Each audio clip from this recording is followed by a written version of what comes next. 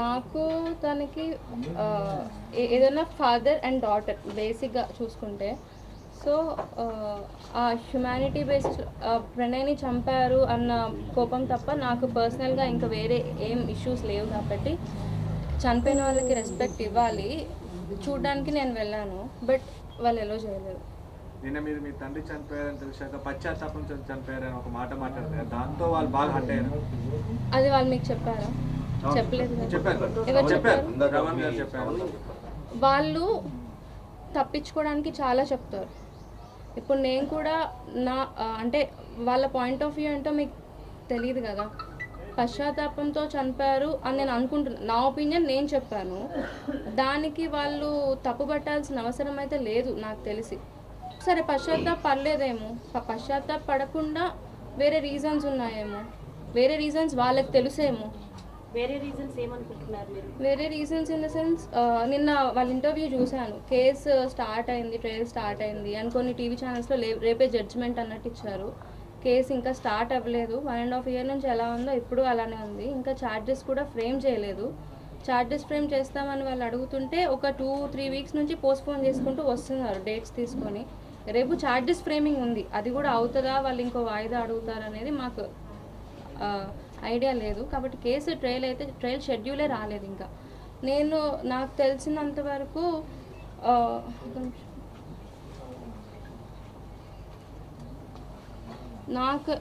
నేను అనుకుంటున్నంత వరకు వేరే ఇష్యూస్ అన్నట్టు అడ్వకేట్స్లో ఫినాన్షియల్ ఇష్యూస్, ఇంకా ప్రాపర్టీ ఇష్యూస్ కూడా ఎంత లేవన్నా నేను ఒక తప్పు చేస్తే నేను చేశానని ఎవరు చెప్పుకోరు. ప్రాపర్టీ ఇష్యూస్ నేను ఉన్నప్పటి నుంచే వాళ్ళకు ఉన్నాయి. వాళ్ళిద్దరి మధ్యలో గొడవ అయినట్టు, శ్రవణ్ మారుతిరావుని కొట్టినట్టు కూడా ఇన్ఫర్మేషన్ ఉంది. 2-3 times కొడితే ఎవరింటికి వెళ్ళి దాక్కున్నట్టు. అది ఆ ఫ్యామిలీ అందరికీ తెలుసు. నాకు తెలిసి మిర్యాలగూడలో కూడా చాలామందికి తెలుసు, కానీ బయటకు వచ్చి చెప్పలేరు. So that may be the reason. అంటే ఇప్పుడు నన్ను పక్కన పెడితే, ఇప్పుడు కూతురు దూరం అయింది. ఎవరైతే అక్యూజ్డ్ మిగతా వాళ్ళు ఉన్నారో వాళ్ళ ప్రెషర్ ఎక్కువై ఉండొచ్చు. అలానే బ్రదర్ కూడా ఇలా యాంటీ అయిపోయేటప్పటికి డిప్రెస్ అయి ఉండొచ్చు. నాకు అతనికి తప్ప నాకు తెలిసినంత వరకు వేరే ఎవ్వరికి ఆ రీజన్ తెలియదు అంత పర్ఫెక్ట్గా. So I can't judge. అంటే చాలా మంది మాట్లాడుతున్నారు తన కూతురు తనకు దగ్గరికి రాలేదు అన్న ఒక మానసికమైన క్షోభ, పశ్చాత్తాపంతో ఆయన చనిపోయారని. కాదు, ఏవైతే ప్రాపర్టీ ఇష్యూస్ ఉన్నాయి, ఆయన సూసైడ్ మీద మీకేమైనా సస్పిషియస్ అంటే ఏదైనా అనుమానిస్తున్నారా? అనుమానం అంటే సూసైడే అని నేను నమ్ముతాను. బికాస్ సంథింగ్ ఏదో లెటర్ కూడా ఉంది కదా. సో సూసైడే, బట్ దేనివల్ల చేసుకున్నారు అనేది నేను పర్ఫెక్ట్గా చెప్పలేను, అవతలి వాళ్ళు పర్ఫెక్ట్గా చెప్పలేరు. బికాస్ చేసుకున్న ఆయనకే కదా ఆ క్లారిటీ ఉండేది. కాకపోతే ఓన్లీ కేసు స్టార్ట్ అయింది, ఫోర్స్ అయింది, 1.5 years నుంచి ఉంది. ఒక మనిషిని చంపగలిగే అంత ధైర్యం ఉన్నవాడు నాకు తెలిసినంత వరకు సూసైడ్ చేసుకునే అంత పిరికివాడు కాదు. ఎక్కువ ప్రెషర్ అయిపోతేనే ఈ కేసు ఒక్కదాని వల్ల సూసైడ్ చేసుకునేదంటే ఎప్పుడో చేసుకునేవారు కదా. అంటే అలా అనొచ్చో అనొద్దో తెలీదు. ఇంత 1.5 years అయిపోయింది ప్రణయ్ది అయి కూడా.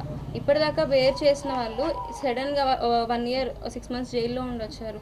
సడన్గా చేసుకోవడానికి ఇది కారణం అంటే నేనైతే అగ్రీ. మీరు ప్రధానంగా చెప్తున్నటువంటి ఎలిగేషన్లో ఆస్తి డిస్ప్యూట్ ఉందని చెప్తున్నారు కదా.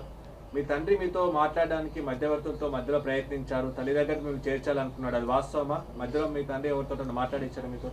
ఎవరితో అంటే తల్లి దగ్గరికి చేర్చాలనుకున్నారు అన్న టాపిక్ నాకు రాలేదు. ఒక అతను వచ్చి మేము బాబు దగ్గర లోపల ఉంటే సీసీ కెమెరాస్ ఫొటోస్ తీస్తున్నారు. అది హాల్లో ఉన్న మిర్రర్ నుంచి నేను చూశాను బెడ్రూమ్లో. సో డౌట్ వచ్చి ఏంటిది, ఆ టైంలోనే కరీం ఫోన్ చేశాడు అతనికి. సో ఫోన్లో వాల్యూమ్ ఉన్నప్పుడు ఎవరిదైనా మనకు వినిపిస్తుంది కదా వాయిస్. నేమ్ చూశాను, నేను పక్కనే ఉన్నాను. సో ఇంకా డౌట్ వచ్చి కంప్లైంట్ చేస్తే కస్టడీలోకి తీసుకున్నారు. మారుతిరావు పంపించాడని చెప్పారు. ఆ రోజు తను చెప్పింది ఏంటంటే మీ నాన్నమ్మకి బాగాలేదు, ఆ ఇంటికి వెళ్తావా. శ్రవణ్ కుమార్ మీద మీకు ఏమైనా అనుమానం ఉందా? అంటే అంటే ఒకవేళ ఈ ప్రెషర్ ఏదైతే ఉందో వీలునామా కావచ్చు, ఆయన ఒక సందర్భంలో మీడియాని అడ్రస్ చేస్తూ కూడా మాట్లాడారు. అన్నయ్య కొన్ని ప్రాపర్టీస్ మా పేరు మీద వీలునామా రాసిన మళ్ళీ వెనక్కి తిరిగి నేను రాయించాను అన్నారు. వన్ థింగ్ ఏంటంటే ఈ కేసు అవ్వకముందు, ప్రణయ్ మర్డర్ అవ్వకముందు వాళ్ళు ప్రాపర్టీస్ పంచుకోలేదు. పొత్తులో ఉన్నాయంటారు కదా, సంథింగ్ ఇద్దరికి కలిపే ఉన్నాయి. కానీ ఇప్పుడు మాట్లాడుతూ నాకు తెలిసిన ఇన్ఫర్మేషన్ ఏంటంటే ఇప్పుడు పంచేసుకున్నారు బయటకు వచ్చాక. సో ఎవరి ప్రాపర్టీస్ వాళ్ళు పంచుకున్నాక ఆయన కేసులో ఉన్నారు.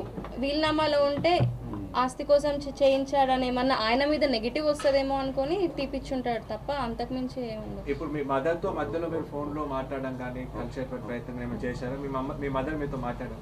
ఒక్కసారి బాబు పుట్టాక వచ్చారు, బట్ బాబుని చూపించమంటే నేను చూపించినాను. ఇప్పుడు మీ మదర్ ఒంటరిగా ఉన్నాడు, భర్తను కోల్పోయింది, కూతురు దూరంగా ఉంది. ఇప్పుడు మీ మదర్కి మీరు అండగా నిలబడతారా, బాధ్యత తీసుకుంటారా? బేసిక్గా నేను మారుతిరావుకి నాకు సంబంధం ఏంటంటే ఫాదర్ అండ్ డాటర్, అందరి ప్రాస్పెక్ట్ అంటే నిజానికి వస్తే. సో ప్రణయ్ని చంపారు అన్న ఇది కాకుండా వేరే గొడవలేం లేవు. చనిపోయిన వారికి ఇప్పుడు ప్రణయ్ గురించి ఎవరన్నా బ్యాడ్గా మాట్లాడినా నేను తట్టుకోలేను. అట్లీస్ట్ చనిపోయిన వాళ్ళకి రెస్పెక్ట్ ఇవ్వాలంటాను. సో నేను ఆమెను కన్సోల్ చేయడానికి వెళ్ళాను తను. బికాజ్ అది ఎలా చనిపోయినా, హస్బెండ్ చనిపోతే ఒక వైఫ్, ఆ హస్బెండ్ ఎలాంటి వాడు ఏంటి అనేది పక్కన పెడితే, హస్బెండ్ చనిపోతే ఒక వైఫ్ ఎలా బాధపడుతుంది, ఎలాంటి సిచ్యువేషన్లో ఉంటుంది అనేది ఆల్రెడీ 1.5 years నుంచి నేను ఎక్స్పీరియన్స్ చేస్తున్నా. బికాజ్ ఆ బాధ నాకు తెలుసు. తను ఒంటరి అయింది అంటే ఆబ్వియస్లీ ఎవరైనా హస్బెండ్ ఆర్ పిల్లలు వేరే వాళ్ళు చూసినా ఒక 1 week or 10 days or 1 year, అంతకుమించి ఎవరు చూడలేదు. తను ఎలోన్గా ఉందని అయితే నేను పక్కా చెప్పగలుగుతాను. మీ నాన్నగారు చివరి కోరిక అమ్మ దగ్గరికి రా అని సూసైడ్ లెటర్ లో పేర్కొన్నాడు. దాని ప్రకారం మీ నాన్నగారు చివరి కోరిక తీర్చే అవకాశం ఉందా మీరు? బేసిక్గా ప్రణయ్ లేకపోయినా I have a family here. అత్తయ్య, మామయ్య, ఒక బ్రదర్, కొడుకు అందరు ఉన్నారు. నేను తన దగ్గరికి వెళ్ళి ఉండలేను, బట్ ఆమె నా దగ్గరికి వచ్చి ఉంటా అంటే నాకు no problem. I will take responsibility. దాన్ని బాగా మీ తండ్రి 25 సార్లు మీతో కాంప్రమైజ్ చేసేందుకు ప్రయత్నాలు చేస్తే మీరే మీ తండ్రిపై కేసు పెట్టించారు. ఎంతవరకు? 25 సార్లు కాదు, నేను చెప్పాను కదా ఇందాక ఎవరు వచ్చి CCTV ఫుటేజ్ ఫోటో తీస్తున్నారని. అప్పుడే మేము డౌట్ వచ్చి కేసు పెట్టాము. అక్కడ మీ బాబాయ్ మిగతా వాళ్ళు మాట్లాడింది ఏంటంటే తండ్రి చనిపోయాడన్న వార్త తెలిస్తే మీరు ఆనందించారన్నారు. నిజంగా అది వాస్తవమా? అంటే తండ్రి మరణ వార్త ఆనందించారా? ఇప్పుడు first of all I don't want to talk all this, but మీ అందరూ వెళ్ళి ఇంటర్వ్యూస్ తీశారు. I'm not questioning you. జనాలు ఎవరైతే చూస్తున్నారో, శ్రవణ్ ఎవరైతే ఈ మాట అన్నారో మీరు అందరూ ఒకసారి రీక్యాప్ చేసి చూస్తే తన మొహంలో ఎక్కడ బాధ కనిపించింది? అసలు ఆ మాట ఆయన మొహం చూస్తే ఎవరికైనా అర్థం అవుతుంది. ఆ మాట తనకి వినండి, నేను చెప్పే నన్ను అడిగాను కదా, ఎక్కడ బాధ కనిపించింది? ఆయన లోపల బాధపడుతుండొచ్చు. నేనైనా మా ఫ్యామిలీ అయినా అడిగింది ఏంటి? ప్రణయ్ని చంపారు, దానికి తగ్గ శిక్ష పడాలి, ఉరి శిక్ష పడాలి అన్నాము. అది ఉరేస్తారా, లైఫ్ వేస్తారా, లేకపోతే అది ఏంటనేది సైంటిఫిక్ ఎవిడెన్స్ ఇన్వెస్టిగేషన్ చేశాక వాళ్ళకి దొరికిన ఎవిడెన్స్ని బట్టి ఉంటుంది.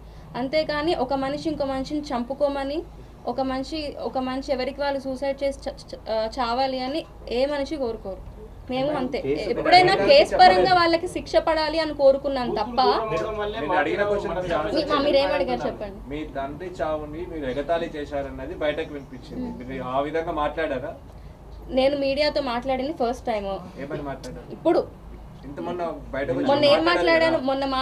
మేము అప్పుడే లేసాను నేను. బేసిక్గా నాకు అటు సైడ్ నుంచి ఇప్పటి వరకు ఏ ఫోన్ రాలేదు, ఇన్ఫర్మేషన్ రాలేదు. మీడియాలో చూస్తున్నాను, స్క్రోలింగ్ వస్తుంది. అప్పుడు TV9 or NTV something scrolling వస్తుంటే చూసాము. అప్పటికి బాడీ చూపించట్లేదు. సో మొన్న షెడ్లో ఏదో అయినప్పుడు కూడా ఫస్ట్ మారుతిరావే అని చెప్పి ఇచ్చారని టాక్. సో అది జెన్యూనా కాదా అని కూడా మాకు ఐడియా లేదు. బికాస్ అది నమ్మే పని కాదు. నేను చెప్పినట్టు సూసైడ్ చేసుకున్నంత పిరికివాడు కాదు అన్నట్టు నేను నమ్మే పని కాదు అది. ఇప్పుడు ఒక అమ్మాయి అన్ని పక్కన పెడితే, ఇప్పుడు నాకు హస్బెండ్ లేరు, ఫాదర్ లేరు, ఒక విధంగా చూసుకుంటే ఆ సిచ్యువేషన్ నా ఒక్కదానికి తెలుస్తుంది. ప్రణయ్ చనిపోయినప్పుడే స్ట్రాంగ్గా ఉన్నదాన్ని ఇప్పుడు స్ట్రాంగ్గా ఎందుకు ఉండలేను?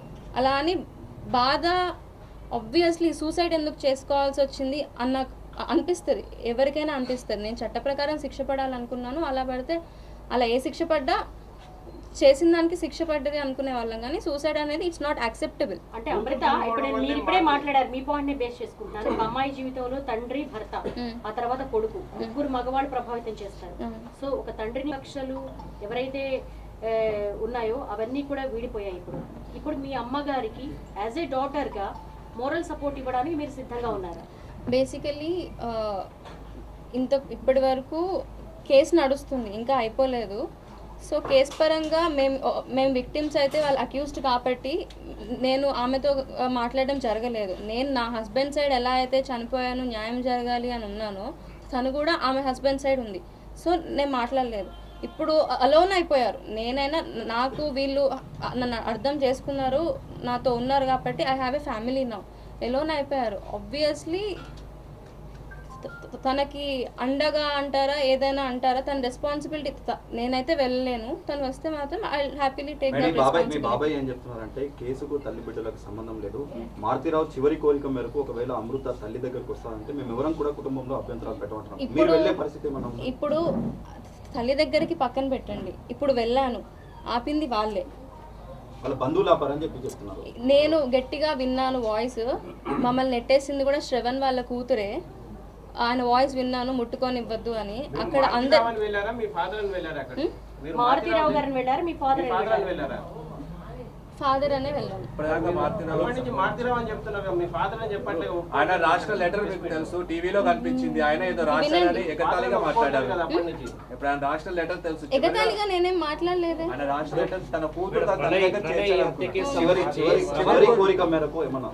నాకు అసలు మీకు అడిగే క్వశ్చన్ అర్థం కాలేదు. మారుతిరావు చివరి కోరిక మేరకు ఏమన్నా మీరు మీ భవిష్యత్తులో తల్లి దగ్గరికి వెళ్ళే ప్రయత్నం? నేను ఏమన్నానంటే తల్లి దగ్గరికి వెళ్ళడము ఇన్ ద సెన్స్ ఏంటి, ఒక తల్లి దగ్గరికి వెళ్ళాలి అంటే ఈ ఫ్యామిలీని వదిలేసి వీళ్ళతో సంబంధాలు పెట్టుకోకుండా వెళ్ళాలి అంటే ఇట్స్ నాట్ పాసిబుల్. వీళ్ళతో ఉన్నా నువ్వు అమ్మతో కలిసి ఉండాలి అంటే నేను వెళ్ళలేను. ఇఫ్ తను వస్తే ఐ యాక్సెప్ట్ హార్ట్ఫుల్లీ అంటున్నాను. ఇంటర్నల్ ఒకటి చిన్న విషయం మేడం, కరీమి బ్యాచ్ అంతా కూడా ల్యాండ్ డిస్ప్యూట్ గతంలో గొడవలు ఏమైనా జరిగాయి, ఆస్తి కోసం మళ్ళీ వేధించారు, గొడవలు జరిగాయి ఒకటి బయటకు వస్తుంది. మీకు బాగా తెలిసి ఉంటుంది. కరీం అండ్ మిగతా నలుగురు ఎవరైతే ఉన్నారు వాళ్ళ డిస్ప్యూట్ లో అలా ఉమ్మడిగా ఆస్తులు ఏమైనా ఉన్నాయా? బినామీ ఆస్తులు ఉన్నాయి. అంటే చిన్నప్పటి నుంచి నేను అక్కడ నేను విన్న దాన్ని బట్టి బినామీ ఆస్తులు కరీం ఇంకా చాలా మంది మీద ఉన్నాయి. ఇప్పుడు మాకేం సంబంధం లేదు, మమ్మల్ని అనవసరంగా ఇరికిచ్చారు అని ఎవరైనా మాట్లాడతారు. కోర్టులో కూడా అదే చెప్తారు. Evidence, scientific evidence are department వాళ్ళు చేసిన ఇన్వెస్టిగేషన్ ఏదైతే ఉందో, ఇప్పుడు సాక్ష్యం ఉంది నిర్భయ కేసులో, ఊరి వరకు వచ్చినా ఎంత పోస్ట్పోన్ చేసుకుంటూ వెళ్తున్నారు. అలా ఉన్న మన చట్టంలో ఏ తప్పు చేయకుండా శిక్ష అయితే ఎవరు వేయరు. మనం చూస్తాం కదా, వాళ్ళు తప్పు చేస్తేనే శిక్ష పడుతుంది, లేకపోతే లేదు. ఆస్తులు మాత్రం బినామీ ఆస్తులు ఉన్నాయి. అండ్ పంచుకోవడం కూడా ఈ మధ్యనే పంచుకున్నారని విన్నాను. ఫస్ట్ నుంచి కూడా ఆస్తి గొడవలో డిస్ప్యూట్స్ ఉన్నాయి. శ్రవణ్ ఎప్పుడైనా ఈయన వెళ్తే అందరూ నీది అంటున్నారు, ఇద్దరిది అని ఎవరు అనట్లేదు, నీ పేరే చెప్తున్నారు, ఏది చెప్పినా అని ఇంట్లో గొడవలేదు. అంటే అమృత చిన్నప్పటి నుంచి 18 years గా మీ ఫాదర్ నేను బాగా తెలుసు. ఆయన వ్యక్తిగతంగా ఎలా ఉంటారు అన్నది. ఆయన అంత పిరికివాడ సూసైడ్ చేసుకునేంత కాదు. అందుకే ఐ వాజ్ ఇన్ షాక్. మీరు యాక్సెప్ట్ చేస్తారా కూతురు కోసం చనిపోయేంత ప్రేమ ఉందని? సంబంధించి వివాదం తలెత్తే అవకాశం ఉంది. ప్రణయ్ హత్య కేసు కంటే కూడా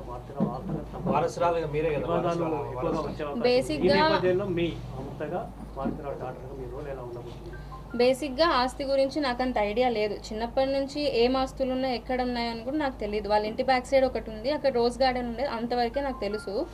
నాకు ప్రాపర్టీ మీద ఎలాంటి ఇంట్రెస్ట్ కూడా లేదు. ఒకవేళ ఉండుంటే ఇన్సిడెంట్ అవ్వగానే నాకు ఎందుకు లేని వెళ్ళిపోయేదాన్ని. అసలు ప్రాపర్టీ గురించి నాకు అవసరం లేదు. లేదు. మీ తండ్రి కూతురి పైన ప్రేమతోనే నేరస్తుడుగా మారాడు. అదే కూతురి ప్రేమ కోసం ఆత్మహత్యకు పాల్పడ్డాడనేది అందరి నోట్లలో వస్తున్న మాట. దీనిపైన మీ స్పందన ఏంటి? ఇప్పుడు అందరికీ పిల్లలంటే ప్రేమ ఉంటారండి. నిజంగా పిల్లలపైన ప్రేమ ఇప్పుడు నేనున్నాను, ఎందుకు వెళ్ళాను? ఒక భార్య భర్తని కోల్పోతే ఆ బాధ ఎలా ఉంటుంది నాకు తెలుసు. ఆమెని కన్సోల్ చేయడానికి వెళ్ళాను అమ్మని. సో నీ కూతురు మీద నీకు ప్రేమ ఉన్నప్పుడు పక్క వాళ్ళకి వాళ్ళ పిల్లల మీద అంతే ప్రేమ ఉంటుంది అన్నది కూడా ఆలోచించాలి. అది నిజమైన ప్రేమ, అంతే కదా. ఇప్పుడు మామయ్యకి అత్తయ్యకి వాళ్ళ అబ్బాయి మీద అంతే ప్రేమ ఉంటుంది, ప్రణయ్కి కూడా మాకు పుట్టిన బాబు మీద అంతే ప్రేమ ఉండేది. సో స్వార్థం అంటారు, ప్రేమలో కూడా స్వార్థం ఉండదు కదా. ఇప్పుడు అనొచ్చు ప్రేమలో స్వార్థం ఉండొచ్చు కదా అంటే నువ్వెందుకు వెళ్ళిపోయి పెళ్లి చేసుకున్నావు? లైఫ్ లాంగ్ కలిసి ఉండేవారు, నచ్చిన వాళ్ళతో ఉండాలని నా ఉద్దేశం. మీ తండ్రి చనిపోయిన తర్వాత మీరు మాట్లాడిన తీరుపై సోషల్ మీడియాలో చాలా రకాలుగా నెగటివ్ కామెంట్స్ వస్తున్నాయి. దానిపై మీ ఇప్పుడు నేను పాజిటివ్గా మాట్లాడినా వాళ్ళు నెగిటివే తీస్తారు, నెగిటివ్గా మాట్లాడినా వాళ్ళు నెగిటివే తీస్తారు. ఇప్పుడు దాంట్లో తప్పేముంది? కాదండి, తప్పేముంది? ఇప్పుడు ఎందుకు చేసుకున్నారు అని అడిగారు. ఒకటి ప్రాపర్టీ ఇష్యూస్ అయి ఉండొచ్చు, అడ్వకేట్స్ మనీ కోసం అని చెప్పి అది అయి ఉండొచ్చు, వేరే ప్రెషర్స్ అయి ఉండొచ్చు. ఇవన్నీ చెప్పినప్పుడు లేనిది ఇది ఒక్క మాట అంటేనే ఎందుకు వస్తుంది? మీ పేరు మీద ఏమైనా ఆస్తులు ఉన్నాయండి మీ నాన్న? నాకు తెలిసినంత వరకు ఏమీ లేవు. ఏమైనా థ్రెటన్ ఉందని అనుకుంటారా? ఇప్పుడు మీ నాన్న లేడు కదా, ఏమైనా థ్రెటన్ ఉంది అనుకుంటారా? మీ బాబాయ్ శ్రవణ్ కుమార్ వల్ల ఏమైనా మీకు థ్రెట్ ఉందని అనుకుంటున్నారా? ఉండొచ్చు, ఐ కాంట్ గ్యారంటీ, ఉండొచ్చు. కానీ నేను చెప్పాలనుకుంది ఏంటంటే నాకు ఉంటుందో లేదో నేను చెప్పలేను, అమ్మకు ఉంటుందేమో అనుకుంటున్నాను. బికాస్ తనకి ఎవరు బేసిక్గా హస్బెండ్ అండ్ పిల్లలు నేను తప్ప ఎవరు లేరు, నాకు సిబ్లింగ్స్ లేరు కదా, కాబట్టి అనుకుంటున్నాను ఉండొచ్చు. నేను ఉంటాను అంటున్నాను, ఐ టేక్ అ రెస్పాన్సిబిలిటీ. తనని కలుస్తాను కాదనట్లేదు, కానీ వీళ్ళతో విడిపోతేనే వాళ్ళని కలవాలి అంటే మాత్రం కుదరదు. అంటే మీరు ఒక మాట అంటున్నారు, వచ్చి మాతో ఉంటే నేను యాక్సెప్ట్ చేస్తాను, కానీ అత్తగారు దగ్గర నువ్వు ఉన్నప్పుడు బియ్యం వాళ్ళ ఇంట్లో ఉండడం అనేది మన ఇండియన్ కల్చర్ లో కావచ్చు. నేను వీళ్ళ దగ్గర ఉండను, నేనే వేరే దగ్గర ఉండి వీళ్ళని నా దగ్గర ఉంచుకుంటాను, తన్ని నా దగ్గర ఉంచుకుంటాను. ఓకే.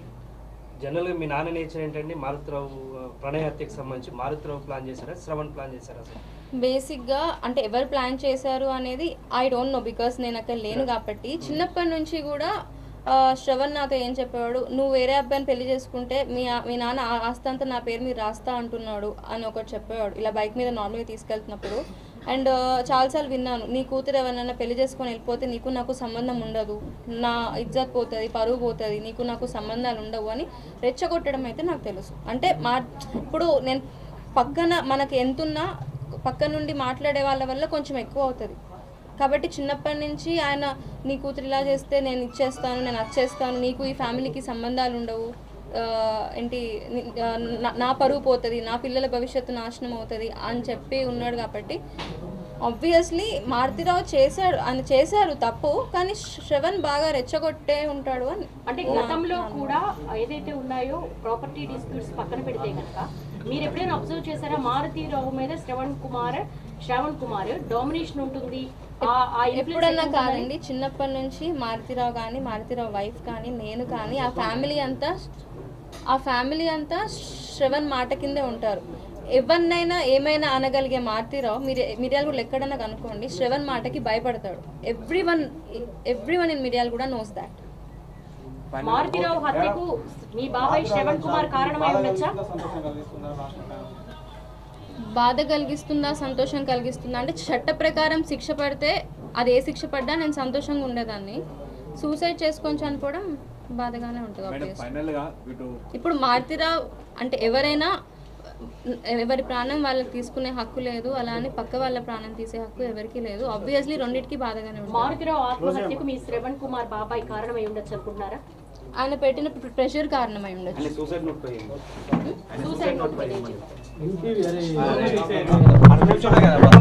నా చివరిగా రాసింది కాబట్టి ఆయన కోరిక అది అనుకోనే నేను వెళ్ళాను ఇవాళ.